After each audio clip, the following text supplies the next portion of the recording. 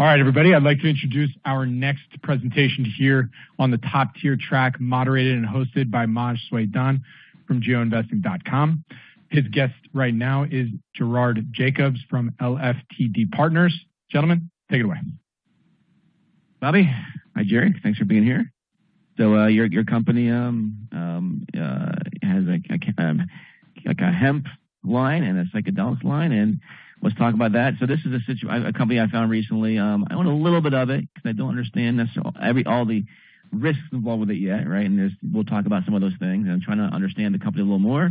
So this would be awesome to see you here. And you haven't been really doing much at the circuit. You're just coming out. Out of the closet, right, doing that now. And so that's going to be a treat for us. You've had some you had some nice growth over the last couple of years. You hit a little bit of a snag in third and fourth quarter. We can talk about that and where that is. But why don't you just give us an overview of yourself, maybe a little bit of history, because you've got some history, some impressive history, and then a little bit about the company, and then we can get into some questions. Sure. Well, thanks for having me here. Shout out to all of our employees and coworkers and partners and investors around the country. We think we have a very exciting company. Our company is called LIFD Partners. Here's our safe harbor language. Even though we're operating in the cannabis space, our company is kind of the outlier in the cannabis space. There's been just gigantic carnage among the public companies that have lost a gigantic amount of money, mostly in the marijuana space. Cannabis, of course, has two types of cannabis. One is marijuana, the other is hemp. Our company focuses on hemp-derived cannabinoid products as well as psychoactive products. We think, not trying to sound arrogant or anything, but you'd be very hard-pressed to find any public company in the cannabis or psychedelic space that has these characteristics. We've been profitable in 2022 and 2021. We have no debt. We're trading an extraordinarily low multiple of our fully diluted earnings per share. And also we have a CEO, myself, who has had extensive experience in previously building some very large publicly traded companies. It has nothing to do with LIFD Partners, but by way of background, I co-founded and served as the CEO of Metal Management on the NASDAQ. We built that company from nothing to $900 million in revenue in less than 5 years. We became the biggest scrap metal recycler in North America through 37 acquisitions, and our stock price increased 17 times during that period. Subsequent to Metal Management, I founded a second company on the Amex Think Partnership. We acquired 15 companies in internet marketing and advertising, and our stock increased 40 times. So we're happy about that. But the key to our company is the fact that I have partnered with two extraordinarily talented guys in their early 30s that have really taken this company on quite a ride to the upside. Nick Warrender is the founder and CEO of our principal operating subsidiary called LIFD Made, which is in Kenosha, Wisconsin. Nick is really one of the most talented human beings, both from a business standpoint as well as from a visionary standpoint about products, product branding, product packaging, and interacting with the extremely interesting distribution community in this country for personal products like we produce.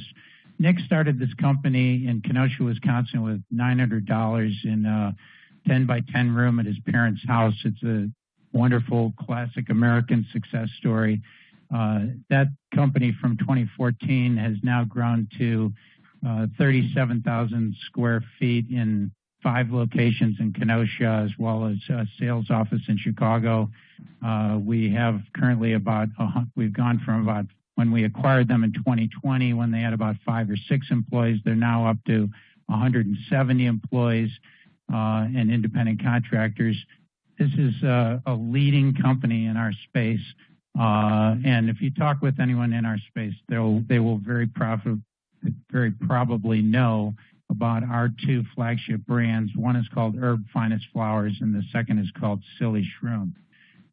Herb Finest Flowers is a very, very exciting leading brand in the hemp space.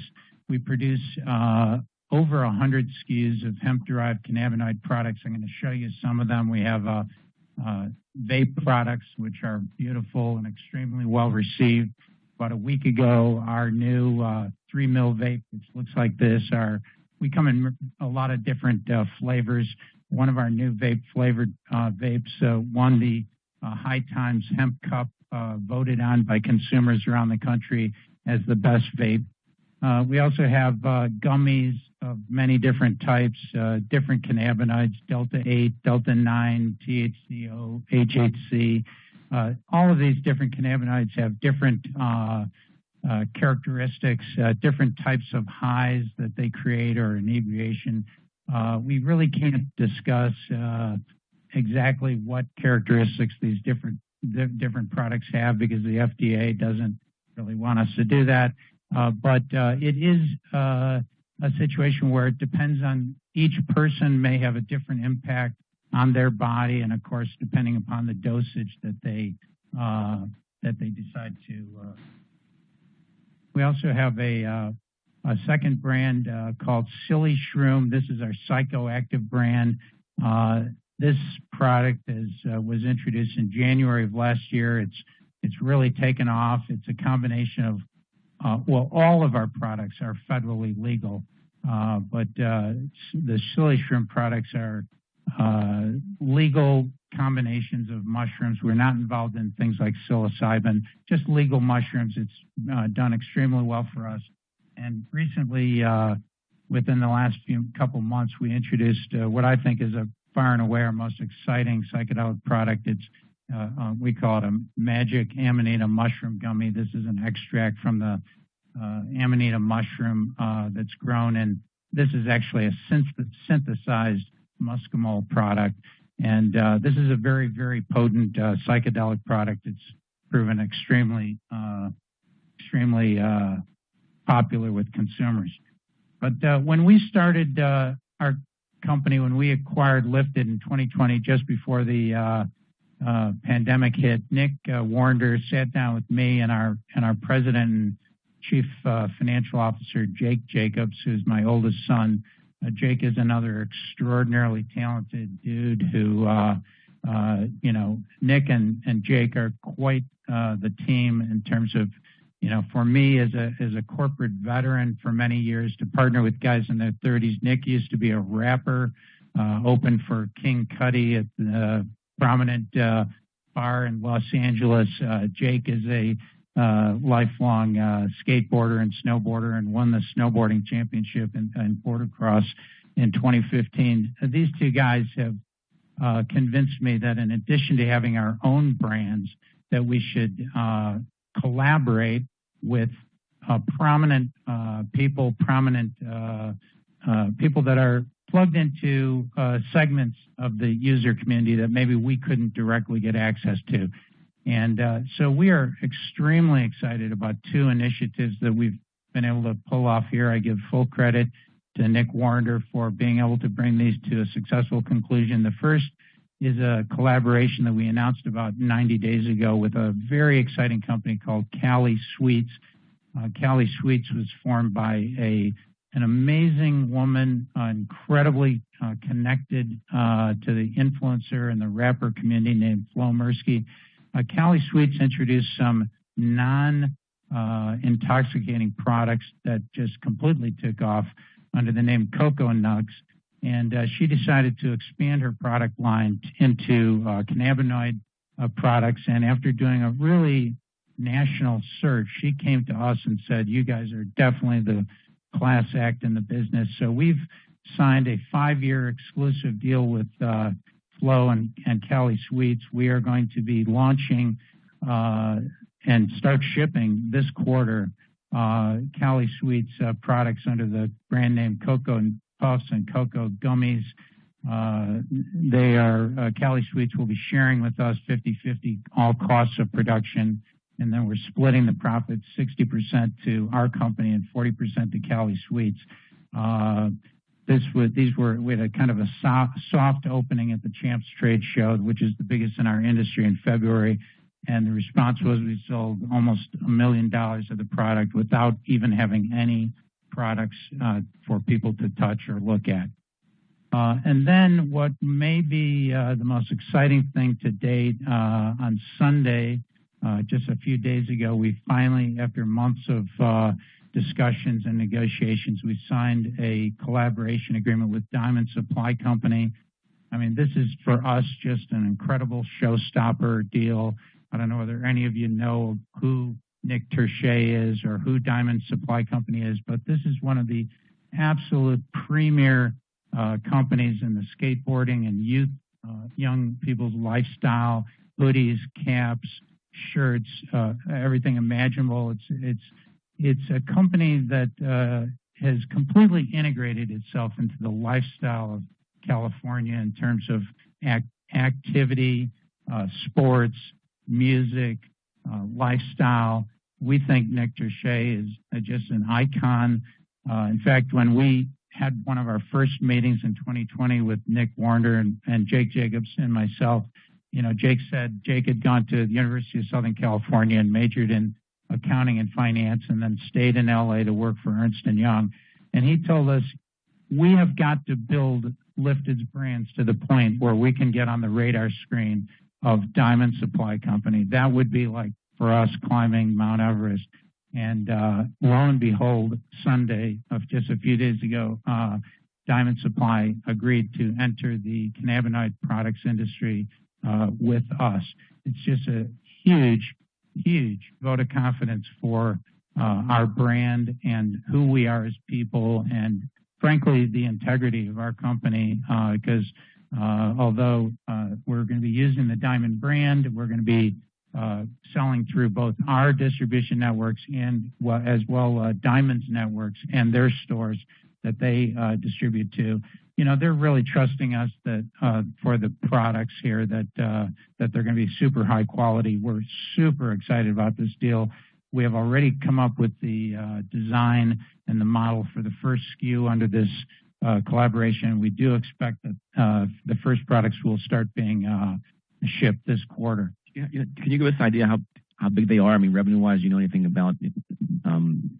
Yeah, I'm not really. You do know, you can't talk about it. Yeah, I'm not really authorized. But if anyone does any due diligence on Nick Terche and Diamond Supply Company, I think you'll come to the conclusion that this can be just a monster. We think that it's going to be a monster situation for us. But in addition to our own brands, Urban Silly Shroom, and in addition to the collaborations with the Cali Sweets and Diamond Supply, we've also taken very strong steps, aggressive steps to vertically integrate. One of our biggest product lines after vapes is gummies. We decided to integrate in-house gummy manufacturing. We bought our first machine. We got it operational early in the fourth quarter of 2022. I mean, the need for gummies, both for our company as well as third-party users, just is way larger than the machine that we have. So we ordered a second, much larger machine. It'll allow us to produce about 30 million gummies a month, and this machine finally was delivered at the end of last week. We're going to rush that into operation over the next week and a half, and it'll start generating revenue for us this quarter. But it's a big move to the hoop for us because it's not only going to significantly reduce our own internal costs, we think that we'll be low-cost producers of gummies in our industry, but it also leads us to having enough capacity that we can actually start meeting the needs. We've already entered into agreements with some third parties that want us to produce gummies for them. I fully expect that's going to eventually lead us to buying additional machines because we hope that once we get all the necessary certifications, we're actually going to go beyond hemp-derived products and get involved in health and wellness type gummies also.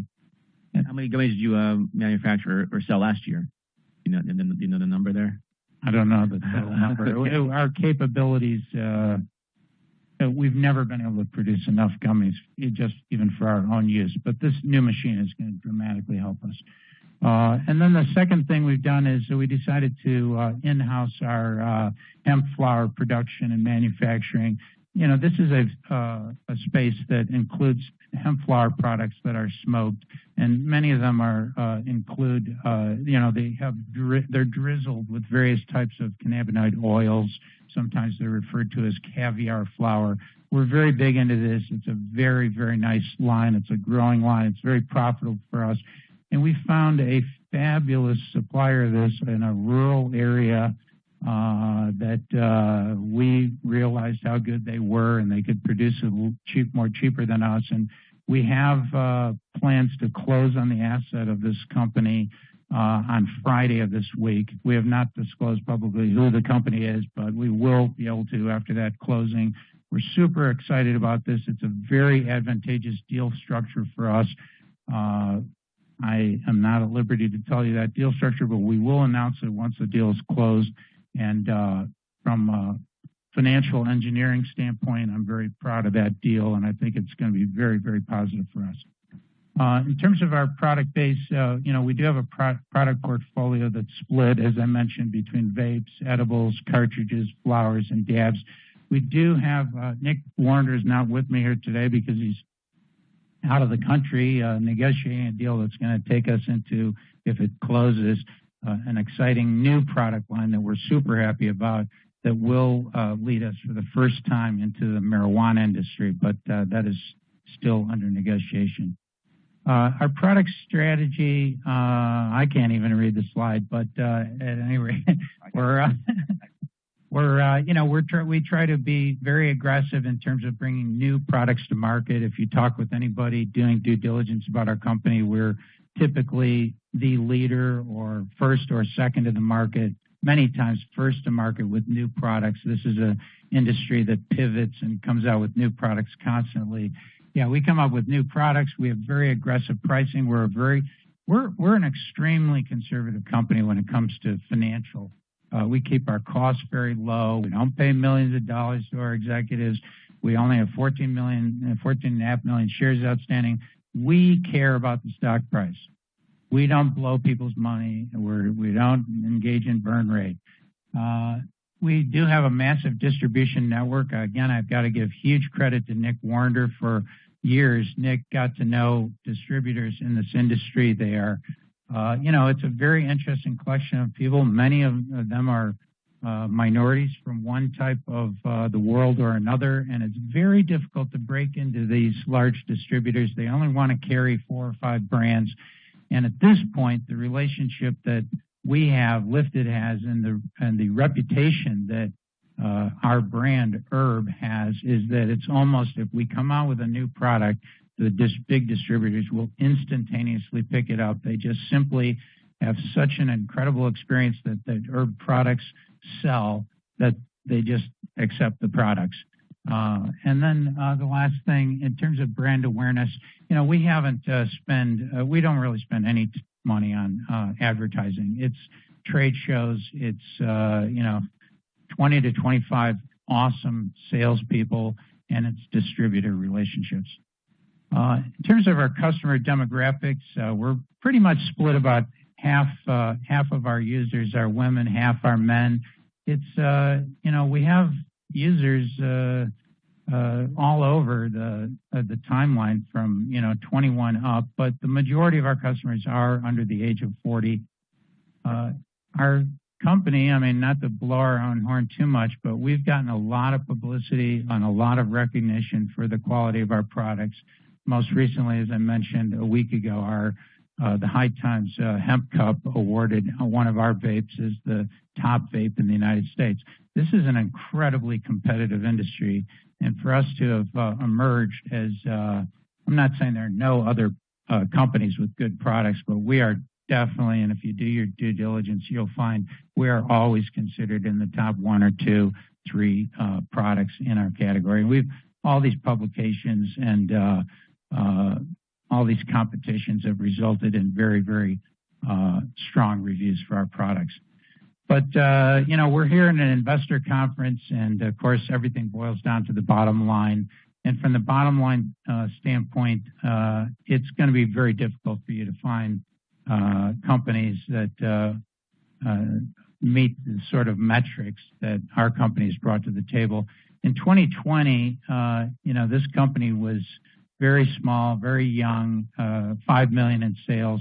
We jumped to $31 million in sales in 2021 and $57 million in 2022. I mean, that's just massive rock star growth. We've broken into significant profitability. In 2022, we had, and this is not some sort of adjusted EBITDA or some funky, let's twist EBITDA that's losing money into something that looks like profit. This is full-grown GAAP net income, profits per share, basic earnings per share, 51 cents in 2022, 45 cents in 2021. We only have 14.5 million shares outstanding compared to many of the companies in the cannabis industry of 150 million, 250 million shares outstanding. We have about typically bounce around between 2.5, 3 million shares, $3.5 million cash on hand because we're constantly plowing money into inventory. When we carry over 100 SKUs, these big distributors expect us to have large amounts of inventory on hand. So that's where we put our money. Right now, we're running at about 7.6 million in inventory. We have no debt. We have an extraordinarily low PE ratio. We're currently trading at only $2 a share on a stock that last year made 51 cents. And I know that Maj wants me to discuss. I mean, we do have, you guys say, how can this be? How can this company with these metrics be trading at only $2? Well, we're facing a combination of factors. One is that the publicly traded companies in the marijuana and cannabis space have been annihilated. I mean, it's just a death zone. It's a dumpster fire, whatever you want to call it. I mean, if you look at the stock charts of almost all of our competitors, I mean, it goes from very far in the top left down to the present day, almost nothing. I mean, it's a bloodbath. So I've told people sometimes, talking about our company, it's like you've got a beautiful house in Napa Valley, but wildfire came through and burned down 98% of the houses in the community. And they say, well, you've got a nice one, but we're a little bit nervous about your neighborhood because everybody else's house got burned down. But we also have a second issue that, we highlight in all of our public filings. We don't hide from it. We're a company that's in an industry that's under regulatory attack at all times. I mean, the marijuana companies really don't like us because this industry, not just us, but all the other companies in the cannabinoid space, this industry has grown so huge that we're having a huge impact on consumer choices in terms of if you want to get some sort of intoxicating or get high impact, the alcohol companies are feeling the pinch. The marijuana companies are feeling the pinch. But our industry, it's grown like crazy. We're one of the leaders in it. But nevertheless, people look at our company and say, well, you're doing fabulous, but there's this little tiny regulatory guillotine. Maybe it's going to come after you at some point. We don't hide from that. It is out there. There is a battle royal going on between the marijuana industry and our industry. Right now, although we're federally legal in all states, if federally legal, some of our products are illegal in about 15 states. Delta 8 THC, and our marijuana products. We don't have any marijuana products now, but our mushroom products, the Amanita mushrooms, they're illegal in one state. So, as a management team and trying to do the right thing for our investors, we're actively investigating other products, not just expanding in the cannabinoid space, but also looking at other products in the health and wellness space, in the marijuana space, some other initiatives that I'm not going to get into today, but we're fully aware of the regulatory risk. We feel we can deal with it, but we have tremendous people, tremendous partners, and we do think that there are avenues for us in terms of Plan B and Plan C and so forth to expand into other products. So anyway, I really appreciate all you coming here to hear this presentation. I'm happy to answer any questions. And Jerry, I just thought this too, that you were on track to do probably 80 cents this year in earnings, and then you had some things happen in the third and fourth quarter. Yes. supply chain issues. You had a product recall situation, just some competitive pressures, but some of the things you're doing now are rectifying some of those things you can't control, right? Yeah, we're not perfect. I mean, we had it's not just us, but almost all the big vape companies in the United States had a problem in the summer of last year where the industry standard, including ours, was a 2 mil vape. And these 2 mil vapes, which almost everyone sources their vape device from China, it turned out we had a very, very hot summer last year. And turns out these 2 mil vapes, not just our company, but many other companies, tended to get very hot if they were exposed to the sun. And then when they were brought back inside warehouses, they cooled. And we, along with many other companies, had a significant problem with vapes that clogged last summer. We had a very hot summer, and our particular problem was that we've grown so much that we had to grow from our main building, which we're going to buy before the end of the year, into 4 additional lease spaces in an office park nearby. So our products, unfortunately, got even more exposed to the summer sun as we were moving product to these new spaces. But so we took a multi-million-dollar write-off of inventory. It really was a disappointment for us, but we were still profitable. Did decrease our profitability for last year, but fortunately, Nick Warner and his team had been planning to move to a new design that they'd been testing for like 6 or 7 months. And fortunately, that new design came in September, and it's a 3 mil vape, but most importantly, this is the one I showed you earlier. It also has preheating and voltage regulation in it, built into it, which to our experience so far has completely dealt with the clogging issues. So we did have a huge issue. If you look at our financials, you'll see there was a dip in our profitability, but it's an industry, it's evolving, and it is what it is.